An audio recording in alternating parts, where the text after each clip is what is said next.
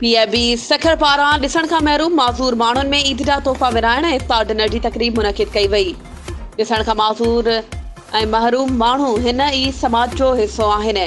तक़रीब खे महिमान ख़ासि तारिक चौहान ख़िताब कयो। इन सिलसिले में Pakistan association for the blind ज़िले सखर पारां रमज़ानुल मुबारक जे महीने जे सिलसिले में नाबीन मर्दनि ऐं औरतुनि में ईद जा तोहफ़ा विराइण जे हवाले सां मक़ामी हाल में इफ़्तार डिनर जी तक़रीब मुनक़िद कई वई, जंहिंजो मुख्य महिमान अॻूणो डिप्टी मेयर सखर तारिक चौहान हो।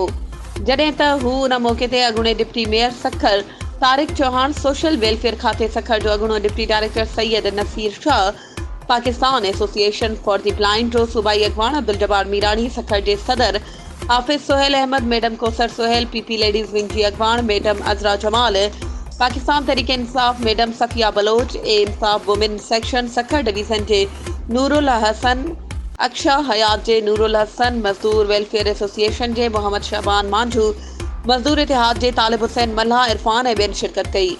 सखर जे मुख़्तलिफ़ इलाइक़नि जे 70 खां वधीक मर्दनि में ईद जा तोहफ़ा विरहाया विया।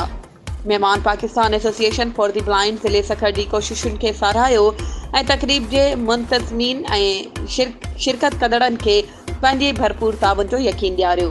वधीक ख़बरुनि ऐं अपडेट्स जे लाइ असांजे चैनल खे सब्सक्राइब कयो ऐं हा, बेल आइकन खे प्रेस करणु न विसारिजो त जीअं असांजी हर नई अचण वारी वीडियो तव्हां ताईं पहुची सघे।